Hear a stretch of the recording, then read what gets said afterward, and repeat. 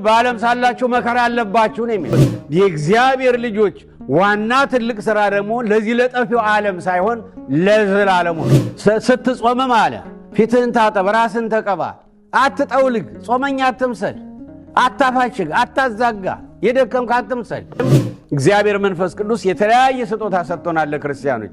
ለአንዱ የማስተማር፣ ለአንዱ የመተርጎም፣ ለአንዱ ትንቢት የመናገር።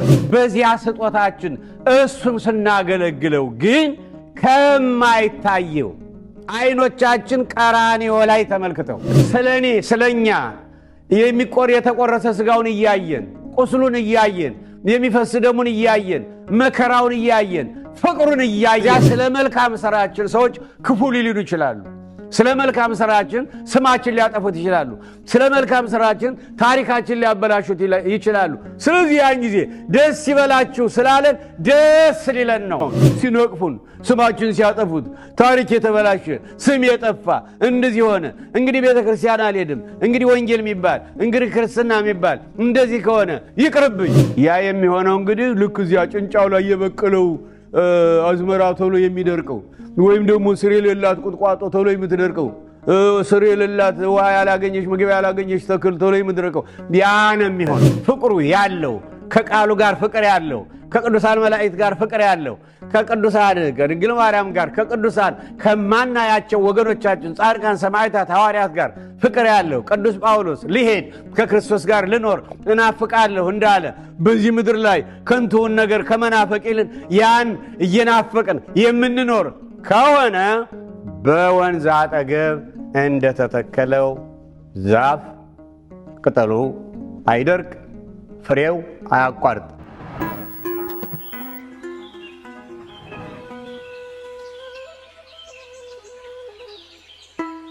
በስመ አብ ወወልድ ወመንፈስ ቅዱስ አሃዱ አምላክ አሜን። ቅዱስ ቅዱስ ቅዱስ እግዚአብሔር ጸባዖት ፍጹም ምሉእ ሰማያት ወምድረ ቅድሳተ ስብሐቲከ። በሰማይም በምድር ምሉእ የሆንክ የጌትነት ክብርህና ምስጋናህ በሰማይና በምድር ምሉእ የሆነ ፍጹም አሸናፊ የሠራዊት ጌታ ሕያው እግዚአብሔር ስለ አምላክነትህ ሁሉን ቻይ ስለሆነ መለኮታዊ ድንቅ ሥራህ፣ ስለ ፈጣሪነትህ ከሰው አእምሮ በላይ ስለሆነ መለኮታዊ አኗኗርህ፣ ለሚታየውም ለማይታየውም ሰፊ ፍጥረት ሁሉ ስለምታደርገው አምላካዊ መግቦት፣ ስለ ምሕረትህ፣ ስለ ቸርነትህ፣ ስለ አባታዊ ፍቅርህ ክብር ምስጋና ለዘላለሙ ላንተ ይሁን። እግዚአብሔር መንፈስ ቅዱስ እስካሁን አብሮን እንደነበረ አሁን አብሮን በመሆን እሱ ራሱ እንዲያስተምረን ቃሉን ምስጢሩ እንዲገልጥልን ቅዱስ ፈቃዱ ይሆንልንና ወደ ጥያቄያችን እንሄዳለን። እሺ፣ ብፁዕ አባታችን ቡራኪው ይድረሰኝ። ከጥያቄ በፊት እግዚአብሔርን ቃል አነባለሁኝ። መዝሙረ ዳዊት ምዕራፍ 1 ከቁጥር 1 እስከ 3 ድረስ ያለውን አነባለሁ። ምስጉን ነው በክፉዎች ምክር ያልሄደ፣ በኃጢአተኞችም መንገድ ያልቆመ፣ በዋዘኞችም ወንበር ያልተቀመጠ፣ ነገር ግን በእግዚአብሔር ሕግ ደስ ይለዋል፣ ሕጉንም በቀንና በሌሊት ያስባል።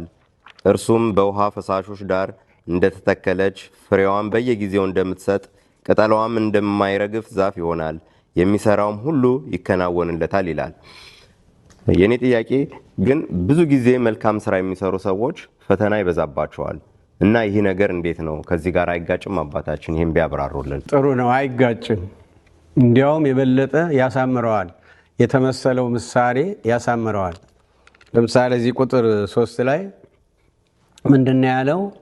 ወዘህጎ ያነብብ መዓልተ ወሌሊተ ወይከውን ከመ ዕፅ እንተ ትክልት ሀበ ሞሐ ዘማይ እንተ ትሁብ ፍሬሃ በበጊዜሃ ወቆጽላን ይትነግፍ።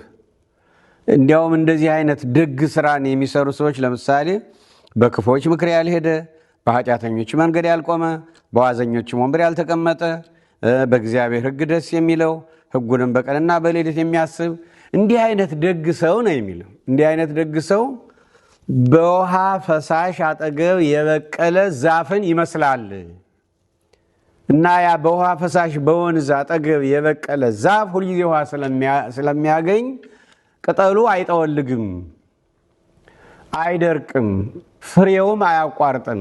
እንተ ትክልት ሀበ ሞሐ ዘማይ እንተ ትሁብ ፍሬሃ በበጊዜሃ ወቆጽላን ይትነግፍ። በየጊዜው ፍሬዋን የምትሰጥ ቅጠሏም የማይጠወልግ የማይደርቅ ለምለም ዛፍን ይመስላል ነው የሚለው።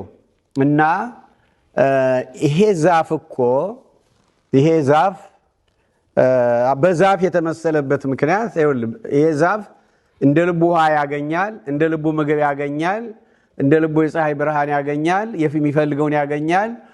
አሁን ከዚያ ያድጋል፣ ያለመልማል፣ ያብባል፣ ያፈራል፣ ፍሬውም አያቋርጥም ነው የሚለው። ያ ማለት ያ ዛፍ ወጀብ አያጋጥመውም ማለት አይደለም። ጎርፍ አያጋጥመውም ማለት አይደለም። ብዙ ፈተናዎች አሉ ዛፍን መጣል የሚችሉ። እንዳያለመልም፣ እንዳያብብ፣ እንዳያፈራ ማድረግ የሚችሉ ብዙ ሽንፍሮች አሉ። ብዙ ኃይለኞች ቶርኔቶ ወይም ነፋሳት አሉ። ብዙ ጎርፍ አለ። በጣም ከባድ ነው። በተለይ ኃይለኛ ነፋስ ስንቱን ዛፍ እየገነደሰ የሚጥለው። ነገር ግን ይሄ በወንዝ አጠገብ ያልተተከለ ስሩ በደንብ ያልሄደ ያልጠነከረ ሲሆን ሊወድቅ ይችላል፣ ያሰበው ላይሳካለት ይችላል።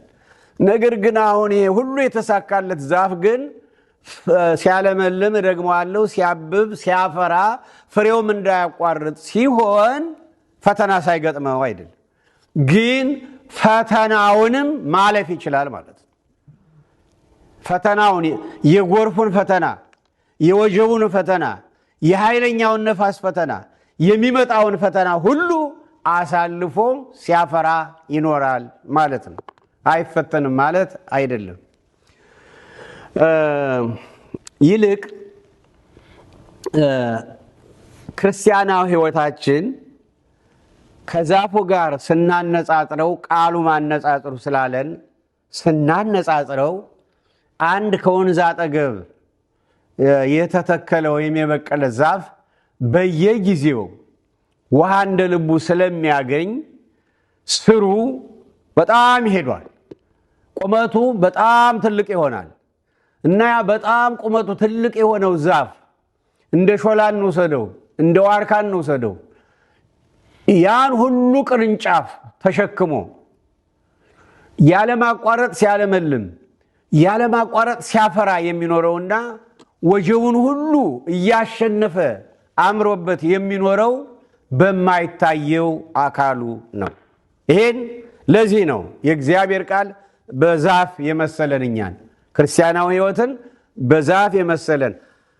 ታላላቅ ዛፎች ለስንት መቶ ዓመታት የሚኖሩ አሉ። እንደ ጥድ ያሉ፣ እንደ ወይራ ያሉ ዛፎች አሉ፣ ታላላቅ ዛፎች። ያን ሁሉ የዚህ ዓለም ወጀብ፣ ኃይለኛ ነፋስ፣ ስንቱን ጎርፍ ችለው አሳልፈው የሚኖሩት በማይታየው አካላቸው ጥንካሬ ነው። በማይታየው አካላቸው። እኛ ብዙ ጊዜ የምናየው ዛፉን የሚታየውን አካል ብቻ ነው። የሚታየው አካል ይሄ የምናየው በማይታይ ጠንካራ አካል ባይደገፍ ኖሮ፣ በዚያ በኩል ምግቡ ባይመጣለት ኖሮ ያን ጥንካሬ ሊያገኝ አይችልም። ይወድቃል፣ አወዳደቁም ይከፋል። ክርስቲያናዊ ሕይወትም እንደዚህ ነው። ክርስቲያናዊ ሕይወትም እንደዚህ ነው።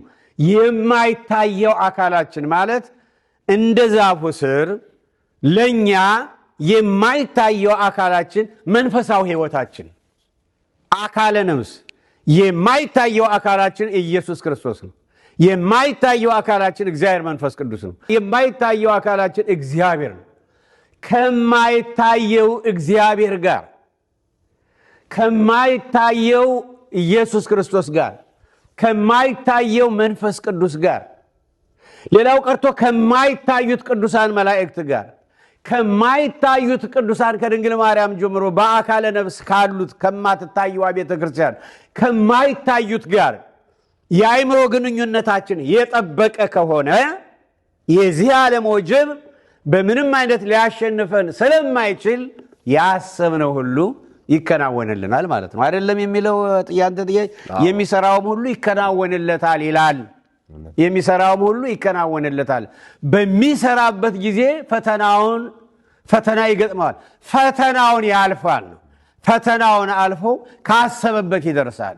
የክርስቲያን ሕይወት የእግዚአብሔር ልጆች ዋና ትልቅ ሥራ ደግሞ ለዚህ ለጠፊው ዓለም ሳይሆን ለዘላለሙ ነው። ታላቁ የወንጌል ሥራ ነው። ደግ ሥራ ነው እዚህ ላይ የተገለጠው። አሁን ይሄ ነው ዓላማቸው። ለዚያ መንፈሳዊ ዓላማ መንፈሳዊ ፍሬ ሁልጊዜ ሊረዳን የሚችለው የማይታየውን አካል ከማይታየው ጋር ግንኙነታችን የጠበቀ ሲሆን ነው። ለምሳሌ ማቴዎስ 6ን እንውሰድ። የማቴዎስ ወንጌል ምዕራፍ 6ን ስንወስድ ስትመጸውት ይላል መለከት አታስነፋ፣ ሰው ይልኝ ብለህ አታድርገው፣ አይምሮህን ከማይታየው መንፈስ ጋር አድርገው፣ ከማይታየው እግዚአብሔር ጋር አድርገው፣ ከማይታየው መንፈስ ቅዱስ ጋር አድርገው፣ ከማይታየው ራስህ ወይም ደግሞ የአካሉ ብልት የሆንክለት ከኢየሱስ ክርስቶስ ጋር አድርገው፣ ከማይታየው ጋር አድርገው። ስለዚህ ቀኝህ የምትሰጠውን ግራህ አትወቅ አለ። በስውር በእርግጥ በግልጥ የምንመጸውተው አለ፣ በስውር ደግሞ በግልጥ አሁን እንደዚህ አይነት ሀገር ችግር ደርሶበታል፣ እንዲህ አይነት ህዝብ ደርሶበታል፣ እንዲህ አይነት ሰው ችግር ደርሶባታል፣ እንዲህ አይነት ሰው ችግር ደርሶበታል እና እባካችሁ መርዳት አለብን ተብሎ የምናደርገው አለ በግልጥ። እሱንም ቢሆን ለሰው ብለን ሳይሆን ከማይታየው ጋር እሱንም ቢሆን በተለይ ደግሞ ማንም ሳያይ የምናደርገው ምጽዋት፣ ማንም ሳያይ የምናደርገው ጸሎት አይደለም። ማቴዎስ 6 ላይ እልፍኝህን ዝጋ ነው የሚለው። እልፍኝህ ግባ፣ በሩን ዝጋ። በስውር የሚያይ አባትህ በግልጥ ይከፍልሃል አይደለም እንዴ የሚለው። ስለዚህ ስትጾምም አለ ፊትህን ታጠብ፣ ራስን ተቀባ፣ አትጠውልግ፣ ጾመኛ አትምሰል፣ አታፋሽግ፣ አታዛጋ፣ የደከምክ አትምሰል እና በውስጥ የሚያይ አባትህ ጾምህን በውስጥ የሚያውቅ በግልጥ ኃይሉን ይሰጥሃል፣ ዋጋህን ይከፍልሃል።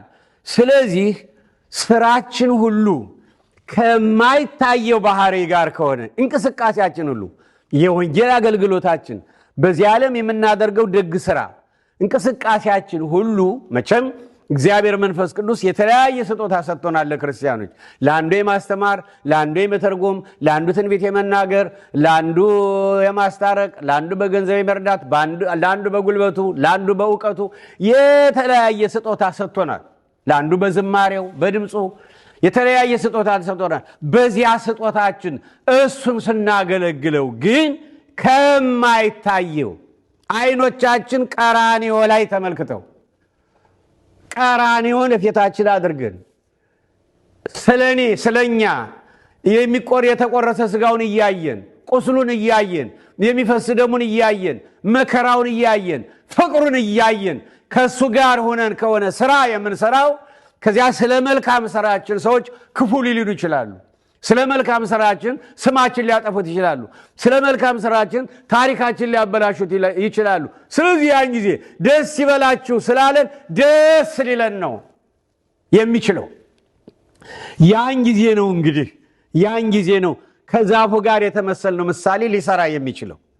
ከማይታየው አባት ጋር ከማይታየው እግዚአብሔር ጋር ምንጊዜም የበለጠ ግንኙነታችን የጠበቀ ከሆነ ዛፉ የማይታይ አካሉ ወደ መሬት ሄዶለት በአራቱም አቅጣጫ ተንሰራፍሮለት ስሩ ጠንክሮ የሚታየውን አካል ቀጥ አድርጎ እንዳያዘው እንዲያፈራ እንዳደረገው ከማይታየው አካል ከማይታየው እግዚአብሔር ጋር በማይታይ ሁኔታ የአይምሮ ግንኙነታችን አድርገን ጸሎታችንም ጾማችንም ምጽዋታችንም እንቅስቃሴያችን ሁሉ ከማይታየው ጋር ከሆነ የፈተና ወጀብ ቢመጣ፣ የፈተና ጎርፍ ቢመጣ፣ የፈተና አውሎ ነፋስ ቢመጣ ያን ሁሉ ያሳልፍልናል ማለት ነው። ይከናወንለታል ማለት ነው። ይሄ ነው። ያን ሁሉ ያሳልፍልና እንደ ሐዋርያት፣ እንደ ሰማዕታት፣ እንደ ጻድቃን፣ እንደ እውነተኞች ወዳጆቹ መከራ እንጂ ቃሉ እኮ የሚለው በዓለም ሳላችሁ መከራ አለባችሁ ነው የሚለው። ሊከተለኝ የሚወድ ቢኖር ራሱን ይካድ መስቀሉንም ተሸክሞ ይከተለኝ ነው የሚለው። መስቀል ማለት ፈተና ነው። እንዲያውም ያዕቆብ 1:12 ላይ በፈተና የሚጸና የተባረከ ነው የሚል። በፈተና ለመጽናት የማይታየው ስራችን የማይታየው አካላችን ከማይታየው ባህሪ ጋር የጠበቀ ግንኙነት ካለው በፈተና የሚጸና ሰው የተባረከ ነው። ይህ ዓለም የኛ የፈተና ዓለም ነው፣ የመከራ ዓለም ነው። ማለፍ እንችላለን፣ እንባረካለን፣ ካሰብንበት እንደርሳለን ማለት ነው። ያለዚያ ግን እንደው ትንሽ እንደው በዝማሬም በገንዘብም በጉልበትም በሆነች በወንጌልም በሆነች ነገር ተንቀሳቅሰን ሰዎች ስለ መልካም ስራችን ክፉ ከመለሱልን ወይም ስማችን ሲያጠፉት ወይም ስለ ቃሉ ታሪካችን ሲያበላሹት ቃሉ የሚለው ያን ጊዜ ደስ ይበላችሁ ነው የሚለው እንዲያውም አልቅሱ የሚለው ሲያወድሷችሁ ነው እንዲያውም አልቅሱ የሚለው። ግን ምናለቅሰው ምንድነው? ሲነቅፉን፣ ስማችን ሲያጠፉት፣ ታሪክ የተበላሸ ስም የጠፋ እንደዚህ ሆነ፣ እንግዲህ ቤተክርስቲያን አልሄድም፣ እንግዲህ ወንጌል የሚባል እንግዲህ ክርስትና የሚባል እንደዚህ ከሆነ ይቅርብኝ። ያ የሚሆነው እንግዲህ ልክ እዚያ ጭንጫው ላይ የበቀለው አዝመራ ቶሎ የሚደርቀው ወይም ደግሞ ስር የሌላት ቁጥቋጦ ቶሎ የምትደርቀው ስር የሌላት ውሃ ያላገኘች ምግብ ያላገኘች ተክል ቶሎ የምትደርቀው ያ ነው የሚሆነው። ስለዚህ ምንድነው ያለ? ወዘህጎ ያነብብ መዓልተ ወሌሊተ፣ በቀንም በሌሊትም የእግዚአብሔርን ቃል የሚያነበው የሚያስበው፣ ቀን አንብቦ ሌሊት ሲተኛ የሚያንሰላስለው፣ በቀንም በሌሊት ከአምላኩ ጋር ሁልጊዜ ፍቅሩ የተቀጣጠለ ፍቅሩ ያለው፣ ከቃሉ ጋር ፍቅር ያለው፣ ከቅዱሳን መላእክት ጋር ፍቅር ያለው፣ ከቅዱሳን ከድንግል ማርያም ጋር ከቅዱሳን ከማናያቸው ወገኖቻችን ጻድቃን፣ ሰማዕታት፣ ሐዋርያት ጋር ፍቅር ያለው ቅዱስ ጳውሎስ ሊሄድ ከክርስቶስ ጋር ልኖር እናፍቃለሁ እንዳለ በዚህ ምድር ላይ ከንቱውን ነገር ከመናፈቅ ይልን ያን እየናፈቅን የምንኖር ከሆነ በወንዝ አጠገብ እንደተተከለው ዛፍ ቅጠሉ አይደርቅ፣ ፍሬው አያቋርጥ። ፍሬው ምንድነው? ገላትያ 5 ላይ ፍቅር፣ ሰላም፣ ደስታ፣ የዋህነት፣ ቸርነት፣ እምነት፣ ራስን መግዛት። ይሄ ነው ፍሬ ማለት። ከዚያ ደግሞ መንፈሳዊ ፍሬ ቃሉ እንደሚልን መንፈሳዊ ፍሬ እስከ ዕለተ ምጽአት እስከ መጨረሻው ሐቅታ ነፍስና ስጋ እስኪለያዩ ድረስ ሲያፈሩ መኖ የምስጋና ፍሬ፣ የዝማሬ ፍሬ፣ የአገልግሎት ፍሬ። ያ የሚሆነው ግን ከማይታየው ባህሪ ጋር አእምሯችን ሕይወታችን ግንኙነቱን ያጠበቀ ሲያደርግ ሲያጠብቅ እና ከማይታየው ጋር ግንኙነታችን ይሄ ስለ መልካሙ ስራችን ስማችን ቢያጠፉት ታሪካችን ቢያበላሹት ብንታስር ብንገረፍ እነ ቅዱስ ጴጥሮስ ከወንጀለኛ ተብለው ተሰቀሉ ቁልቁል። እነ ቅዱስ ጳውሎስ እኮ በሰይፍ አንገታቸውን ተሰቀሉ። ምን መከራ ያልደረሰበት ምን ስሙ ያልጠፋ ወንጌላውያን። ስለዚህ ደስ ይበላቸው የሚለን ያን ጊዜ ደስ ሊለን የሚችለው ከማይታየው ባህሪ ጋር በማይታይ ጸሎት፣ በማይታይ ምጽዋት፣ በማይታይ መንፈሳዊ ትሩፋት ከሱ ጋር የጠበቀ ግንኙነት ካለን ያሰብነው ሁሉ ይሆንልናል፣ ይከናወንልናል። እና እንዳልከው ፍሬዋን በየጊዜዋ እንደምትሰጥ ቅጠሏም እንደማይረግብ ዛፍ ይሆናል፣ የሚሰራውም ሁሉ ይከናወንለታል። የሚሰራውም ሁሉ ይከናወንለታል ማለት ይሄ ዛፍ አሁን የሚሰራው ሁሉ ተከናወነለት ማለት ነው። ዛፉ የሚሰራው ምንድነው? ማለምለም፣ ማበብ፣ ማፍራት ነው። አሁን የሚከናወንለት ለምንድን ነው? የማይታየው አካሉ በደንብ የጠነከረ ስለሆነ። የማይታየው አካሉ ስሩ ከመሬት በታች ያለው የጠነከረ ስለሆነ እኛ ደግሞ ነገራችን ሁሉ ከመሬት በታች መሆናችንን ሳንዘነጋ ከማይታየው ባህሪ፣ ከማይታየው መለኮት፣ ከማይታየው መንፈስ ቅዱስ ጋር ሁሉ ጊዜ ግንኙነታችን የጠበቀ ከሆነ ስራችን ሁሉ ይከናወንልናል ማለት እንደው በዚህ ዓለም ያለው የሥጋ ድሎት እንደው አልጋ ባልጋ እንደሆነ ይኖራል ማለት አይደለም። አሁን ዘላለማዊ ክብራችን፣ ዘላለማዊ ተስፋችን ስራ የምንለው እኛ መንፈሳዊ ትሩፋትን ነው። የእግዚአብሔር ልጆች ስራ የሚሉት ወንጌልን ነው። ስራ የሚሉት ቤተክርስቲያን ነው። ስራ የሚሉት መልካም ትዳርን ነው። ስራ የሚሉት ሰርቶ ደዶች መርዳት ነው። ዳግም ሲመጣም ተርቤ አብልተኛል፣ ተጠምቼ አጠጥተኛል፣ ታርዤ አልብሰኛል ይሄው አይደለ ታሰረ ጠይቀ ይሄን ሁሉ ነው የሚልን። ያ ነው ያ ይከናወንልናል ማለት ነው እንጂ እንደው ዝም ብሎ እንደው አልጋ ባልጋ ፎቴ በፎቴ እንደዚህ መልካም የሚሰሩ ሁሉ እንደው ዝም ብለው በጤንነትም ይሁን በሀብትም ይሁን በዚህ ዓለም በደስታ እንዲኖሩ ማለት አይደለም። እንዲያውም ቅዱስ ጳውሎስ እኔ ክርስቶስ እንደምመስል እናንተም እኔን ምሰሉ። ክርስቶስን ስናየው ደግሞ የመስቀል ሕይወት ነው። ቅዱስ ጳውሎስን ስናየው ደግሞ የመስቀል ሕይወት ነው። ይህ ዓለም ጠቅላላ ለእኛ የመስቀል ዓለም ነው። ግን ከበስተጀርባ ያለው ግን እዚያ ምን ይላል? የያዕቆብ መልእክት ምዕራፍ 1 ቁጥር 12 ላይ በፈተና የሚጸና ሰው የተባረከ ነው ይልና ከተፈተነ በኋላ የሕይወት አክሊልን ሲሸለም ያን ጊዜ ፈተናው ይረሳል። እናት አመጣ ስትወልድ ምጡ ያስቸግራታል። ከተወለደና ሕፃኑን ከታቀፈች በኋላ ያ ይረሳል፣ እየተረሳ ይሄዳል ማለት ነው። ያስተማረን የመከረን እግዚአብሔር መንፈስ ቅዱስ ስሙ ለዘላለም የተመሰገነ ይሁን እና ጥያቄው የተመለሰ ይመስለኛል። በመጠኑ አይመስልም? አዎ አባታችን ተመልሰዋል።